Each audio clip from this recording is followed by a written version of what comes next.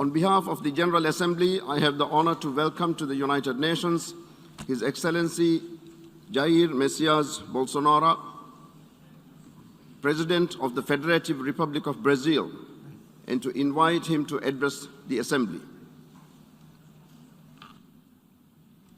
Okay. Good morning, one and all.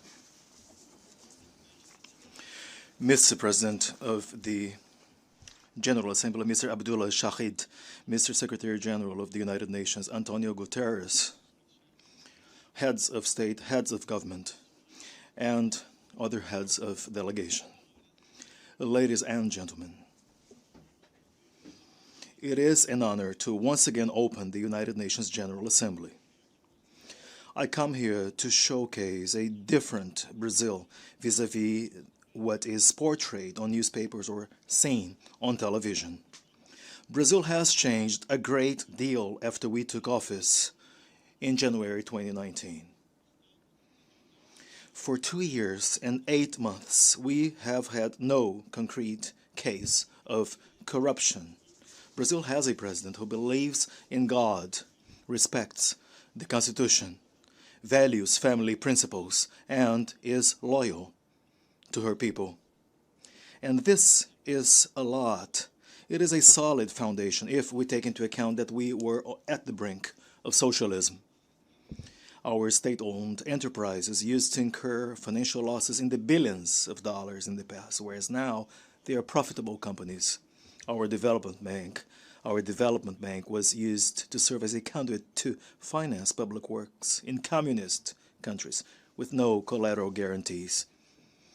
It is the Brazilian people itself who honors or had to honor these commitments and costs. All of that has changed. I present to you now a new Brazil whose credibility has already been recovered in the world. Brazil currently has the largest investment partnership program with the private sector in its history, a program that is already in place and fully underway, being implemented. So far, $100 billion have been contracted in new investments, and $23 billion have been collected in concession projects granted.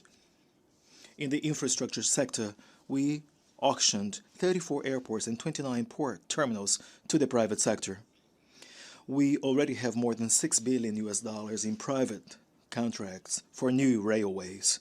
We have also introduced the railway permit system, which brings our model closer to the U.S. model. In just a few days, we received 14 applications for permits for new railways, amounting to nearly $15 billion in private investments.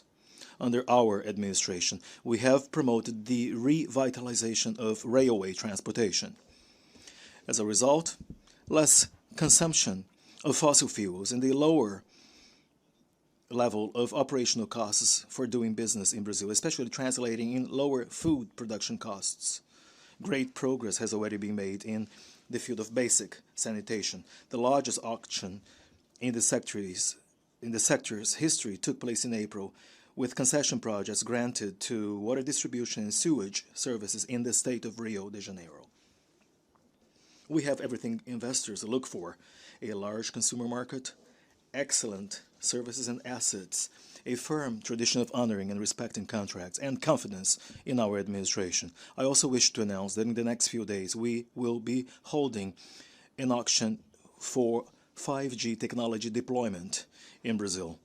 Our modern, sustainable, low-carbon agriculture currently feeds more than 1 billion people around the world, while taking up only 8% of our national territory.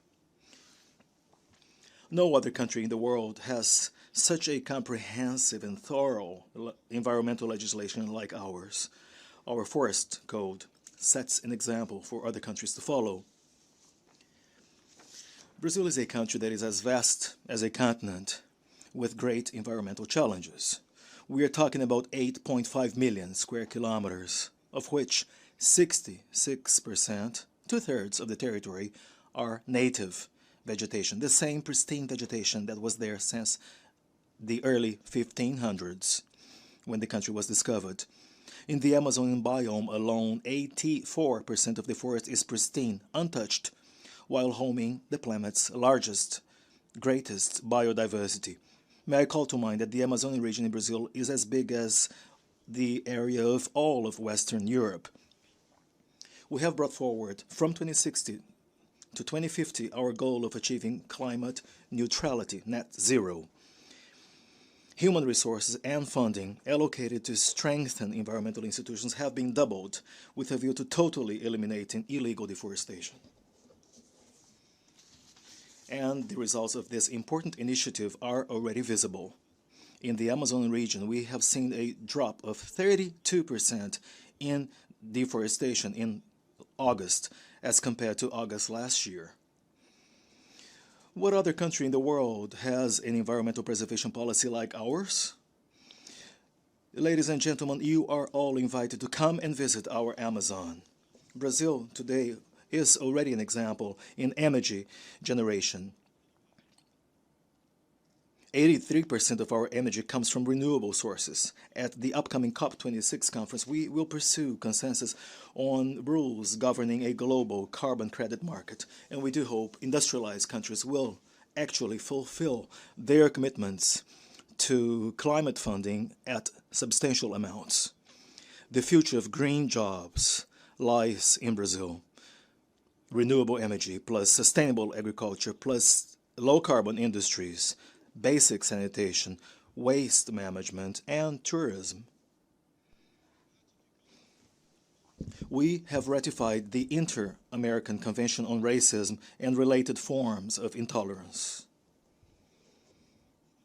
We believe that the traditional nuclear family is the very foundation of civilization, and human beings' freedom can only be complete, is only made complete with freedom of worship and freedom of expression. 14% of the Brazilian territory, in other words, more than 110 million hectares, an area as big as Germany and France together, is devoted to indigenous reserves. In these areas, 600,000 indigenous people live in freedom and increasingly wish to use their lands for agriculture and other activities. Brazil has always taken part in United Nations peacekeeping missions from Suez to the Congo, from Haiti to Lebanon. My country has always welcomed refugees. At our border with neighboring Venezuela, Operation Welcome, conducted by the federal government, has already received and welcomed 400,000 Venezuelan citizens who have been displaced due to the serious political economic crisis bred by the dictatorship regime. The future of Afghanistan is also cause of deep concern for us. We will grant humanitarian visas to Afghan Christians, women, children, and judges. As we celebrate the 20th anniversary of the attacks against the United States of America on September 11th, 20 years ago, we repudiate terrorism in all of its form. In 2022, Brazil will again hold a seat at the United Nations Security Council. I wish to thank the 181 countries out of a total of 190 countries that have trusted Brazil to that effect. It is the result, the visible result of a serious foreign policy, responsible foreign policy led by our Ministry of Foreign Affairs. We support a reform of the United Nations Security Council where we seek a permanent seat. The pandemic has caught everyone by surprise in 2020. We do regret all of the deaths that took place in Brazil and worldwide. I have always advocated that we should fight the virus and unemployment at the same time and with the same sense of responsibility.